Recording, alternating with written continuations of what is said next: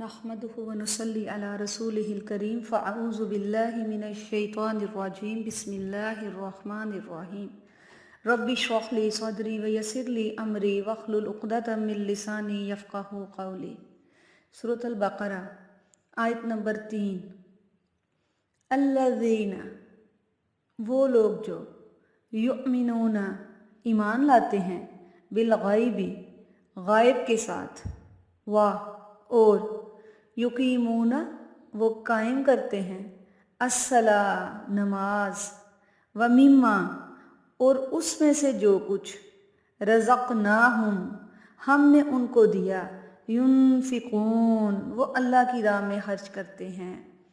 آیت نمبر 3 میں اللہ تعالیٰ فرماتے ہیں وہ لوگ جو ایمان لاتے ہیں غائب کے ساتھ اور کیا کرتے ہیں، نماز قائم کرتے ہیں، اور اس میں سے جو کچھ ہم نے ان کو رزق دیا ہے وہ اللہ کی راہ میں خرچ کرتے ہیں۔ تو پیچھے ہم نے کیا آیت میں پڑھا تھا، ہم نے پڑھا تھا تقوی والے متقین۔ تو متقین کی پہچان اللہ تعالیٰ کیا بتا رہے ہیں، سب سے جو پہلی صفت اللہ تعالیٰ بتا رہے ہیں وہ کیا بتا رہے ہیں، بن دیکھے چیزوں پر ایمان لاتے ہیں۔ ایمان کا مطلب کیا ہے، تصدیق کرنا، اقرار کرنا، دل میں عقیدہ رکھنا، زبان کے ساتھ تصدیق کرنا اور اعضاء کے ساتھ عمل کرنا۔ ایمان کا جو تعلق ہے نا وہ غائب سے ہے۔ غائب سے مراد ہر وہ حقائق جو انسان کی عقل کی رسائی سے باہر ہیں، جو انسان کی عقل وہاں پہنچ ہی نہیں سکتی۔ اللہ کی ذات، فرشتے، انبیاء، قیامت، دوزخ، جنت، تقدیر اچھی یا بری، یہ ساری چیزیں کس سے تعلق رکھتی ہیں، یہ ایمان بالغیب سے تعلق رکھتی ہیں۔ تو یہ ایسی چیزیں ہیں کہ جن پر ہم جب ایمان لاتے ہیں تو ہمارے سامنے کوئی وہ نظر نہیں ہمیں آ رہی ہوتی، لیکن ہمارا دل ایمان لاتا ہے، تصدیق کرتا ہے کہ جو یہ چیزیں ہیں یہ برحق ہیں، جو میرے اللہ نے یہ کہہ دیا یہ حق ہے۔ تو یہ سب سے پہلی صفت ہے متقین کی، کیا کہ وہ غائب پر ایمان لاتے ہیں۔ اکثر ایتھیسٹ جب آپ سے بحث کرتے ہیں تو ہمارا ایک ہی جواب ان سے ہوتا ہے کہ بھائی ہم غائب پر ایمان لائیں۔ تو یہی ہمارے ایمان کی سب سے پختگی ہے، سب سے بڑی پہچان ہے کہ ہم بغیر دیکھے جو اللہ نے ہمیں کہا ہے ہم اس چیز کے اوپر ایمان لے آئے ہیں۔ اب دوسری جو صفت ہے وہ کون سی ہے، وہ ہے یقیمون الصلاۃ۔ کیا کرتے ہیں اس کے بعد، غائب کے ساتھ ایمان لانے کے بعد کیا کرتے ہیں، نماز بھی قائم کرتے ہیں۔ الصلاۃ کا جو مطلب ہے نا وہ دعا کے معنی میں آتا ہے، لیکن جو اس کا اصل مکمل جو مطلب ہے وہ ہے دعا کے ساتھ ہمارے جسم کی جو حرکات ہوتی ہیں، جس پوزیشن میں ہم بیٹھتے ہیں، کھڑے ہوتے ہیں، رکوع کرتے ہیں، قیام کرتے ہیں، سجدہ کرتے ہیں، اللہ کی حمد و ثنا بیان کرتے ہیں، دعائیں کرتے ہیں۔ اس کو اگر پورے کو ملایا جائے تو وہ کیا بن جاتا ہے، وہ الصلاۃ بن جاتا ہے۔ اس کا مطلب ہے خالی جو پرے ہے، جو دعا ہے وہ نہیں آتی اس میں، پرے کے ساتھ ساتھ ورشپ بھی آتی ہے۔ کیا مطلب، جب ہم دعا مانگتے ہیں تو ہم اپنے جسم کو مختلف پوسچر میں کیا کرتے ہیں، کبھی اٹھتے ہیں کبھی بیٹھتے ہیں، تو اس میں کیا چیزیں آ جاتی ہیں، اس میں پھر یہی آتا ہے کہ ہم غائب کے ساتھ ایمان لانے کے بعد ہم اپنے اللہ کی عبادت بھی ایسے کرتے ہیں جس میں ہمارا خالی دل متوجہ نہیں ہوتا، ہمارا پورا جسم متوجہ ہوتا ہے۔ تو یہ بیسیکلی جو نماز قائم کرنا ہے یہ ایمان بالغیب کی عملی شکل ہے۔ ہم اپنے اللہ کو پریکٹیکلی اس کی اطاعت کر کے دکھا رہے ہیں۔ اقامت صلاح کا جو ہمیں پتہ چلتا ہے وہ کیا پتہ چلتا ہے، وہ یہ پتہ چلتا ہے جی نماز پڑھنی ہے، تو پھر نماز کیسے پڑھنی ہے، کیسے ادا کرنی ہے، رکوع سجود کیسے ہمارے ہونے چاہیے، نماز کے کیا فرائض ہیں، کیا سنتے ہیں، کیا مستحب ہے، یہ ہمیں کیسے پتہ چلے گا، جب ہم علم حاصل کریں گے، دین کی طرف دل و جان سے آئیں گے، ہمیں پتہ چلے گا اللہ کے نبی صلی اللہ علیہ وآلہ وسلم کیسے نماز ادا کرتے تھے، ان کی نماز میں کیسا خضوع و خشوع ہوتا تھا، وہ سارے دنیا کے کاموں سے زیادہ پرائرٹی اپنی نماز کو دیتے تھے۔ دوسرا، بعض مفسرین نے اقامت الصلاۃ کا مراد دین کا قائم کرنا بھی لیا ہے۔ اس کا مطلب ہے کہ نماز پڑھنے والا جب اللہ کے آگے جھکتا ہے تو وہ باقی بھی معاملات میں اللہ کے آگے جھک جاتا ہے۔ کون سے معاملات میں، حقوق العباد کے معاملات میں، ایک معاشرے میں وہ کیسے اچھا انسان بن کر رہنا ہے، دوسروں کے ساتھ اس نے کیسے معاملات کرنے ہیں۔ تو اقامت صلاح کا بہت وسیع مفہوم ہے، یعنی کہ جب ہم نماز پڑھتے ہیں تو خالی ہم اقامت الصلاح میں نماز نہیں پڑھ رہے ہوتے، ہم ایک معاشرے میں اچھے فرد کی طرح زندگی بھی گزار رہے ہوتے ہیں۔ تو اس سے پھر کیا مطلب ہے کہ جو بندہ نماز پڑھتا ہے وہ اپنے باقی بھی جو اللہ نے اس کے اوپر فرائض حقوق رکھے ہیں وہ ان کا بھی خیال کرتا ہے۔ جو تیسری صفت ہے وہ اللہ تعالیٰ نے اس آیت میں کیا بیان کی ہے؟ وہ اللہ نے یہ بیان کی ہے وَمِمَّا رَزَقْنَاهُمْ يُنْفِقُونَ۔ حالی غائب پہ ایمان نہیں لاتے، حالی قامت الصلاح نہیں کرتے۔ متقی لوگ کون ہوتے ہیں؟ کیا اور کرتے ہیں؟ اللہ کے دیے ہوئے مال میں کچھ نہ کچھ اللہ کی راہ میں خرچ کرتے رہتے ہیں۔ اللہ سارا نہیں مانگتے تم لوگوں سے، اللہ کہتے ہیں وَمِمَّا، اس میں سے کچھ جو تمہیں میں نے دیا ہے میری راہ پہ بھی لگا دو۔ سوچیں، دل دہل جاتا ہے انسان کا جب اللہ تعالیٰ کہتے ہیں میرے دیے ہوئے رزق سے میری راہ کے اوپر بھی لگا دو۔ تو رزق ہر اس چیز کا نام ہے جس سے فائدہ اٹھایا جا سکے۔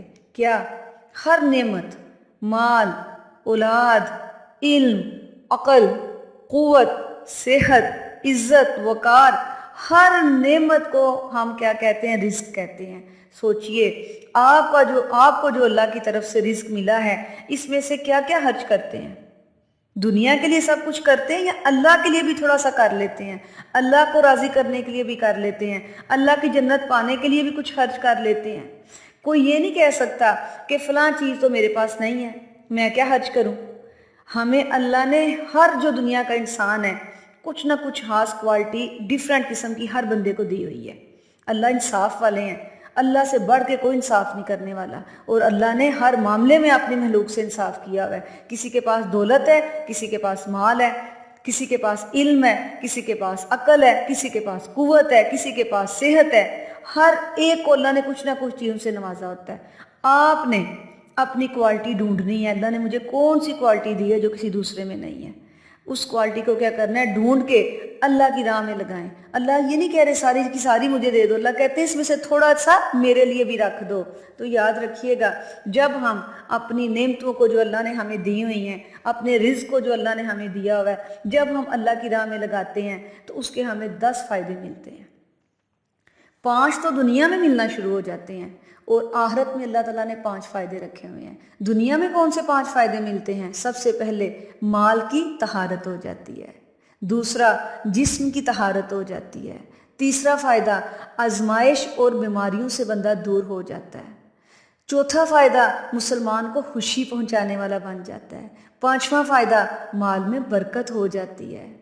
اب آخرت میں کون سے 5 فائدے آپ کو ملنے ہیں؟ جب آپ نے اللہ کا دیے ہوئے رزق کو اللہ کی راہ میں لگانا ہے، حساب میں اللہ آسانی کریں گے انشاءاللہ، میزان آپ کا بھاری ہو جائے گا، گناہ اللہ معاف کر دیں گے، پل صراط سے تیزی کے ساتھ آپ گزرتے جائیں گے، اور 5واں جنت میں بلند درجات کا ملنا۔ جنت کے بھی 100 درجے ہیں، تو حالی دوسرے تیسرے پہ اکتفا نہ کریں، اللہ کی راہ میں اللہ کے دیے ہوئے رزق کو خرچ کر کے اللہ کے بلند درجوں تک پہنچنے کی کوشش کریں۔ تو اس میں 3 چیزیں اللہ نے بتائی ہیں۔ ایک کا تعلق ہمارے دل سے ہے، سب سے پہلے کیا ہے؟ غائب پر ایمان لانا، اس کا تعلق ہمارے دل کے ساتھ ہے۔ دوسرے کا تعلق ہمارے جسم کے ساتھ ہے، کیا؟ نماز کو قائم کرنا، جسم کا حصہ ہے۔ نماز قائم کرتے وقت ہم اٹھتے ہیں، بیٹھتے ہیں، دعائیں کرتے ہیں، ہمارے جسم کا یہ حصہ ہے نماز قائم کرنا۔ اور دوسرا، نماز قائم کرنے سے کیا مراد ہے؟ اقامت الصلاح سے کیا مراد ہے؟ دوسروں کے لیے اچھا بن جانا، اپنے جسم کو دوسروں کے لیے فائدہ مند بنا دینا۔ اور جو تیسری چیز ہے وہ کون سی ہے؟ وہ ہے مال کا حصہ۔ وَمِمَّا رَزَقْنَاهُمْ يُنْفِقُونَ۔ مال کا حصہ واضح طور پہ یہاں بتایا گیا ہے کہ کچھ نہ کچھ جو اللہ نے دیا ہوا ہے کیا کرو؟ میری راہ کے میں بھی لگا دو۔ تو ایمان بھی لگائے کے بغیر تو آپ کا ایمان ہی مکمل نہیں ہے۔ اور اگر آپ سب سے افضل عمل کرنا چاہتے ہیں تو سب سے افضل عمل کیا ہے؟ سب چیزوں سے زیادہ پریورٹی کیا ہے ہمارے لیے؟ فرض نماز ادا کرنا۔ اور تیسری چیز جو اللہ تعالیٰ بتا رہے ہیں وہ بتا رہے ہیں خرچ کرو۔ اس میں آپ کے جو فرائض صدقے ہیں جیسے زکوٰۃ ہے وہ بھی آ جاتا ہے، اس میں آپ کے نفلی صدقے بھی آ جاتے ہیں۔ اور یاد رکھیے گا، جو بندہ اللہ کی راہ میں خرچ کرتا ہے اس کے لیے فرشتے بھی دعا کرتے ہیں۔ اور اگر آپ اپنی نعمتوں کا زوال نہیں آپ چاہتے کہ اللہ تعالیٰ میری نعمتوں کو موت تک باقی رکھے، تو پھر کیا کریں؟ اللہ کے دیے ہوئے رزق میں سے اس کو خرچ کرنا شروع کر دیں۔ خرچ کرنے میں خیر ہے اور نہ کرنے میں شر ہوتا ہے۔ تو تو اللہ تعالیٰ نے جو بھی آپ کو دیا ہوا ہے وہ اللہ کی راہ میں حج کرنے والے بنے۔ اللہ ہم سب کو توفیق دے۔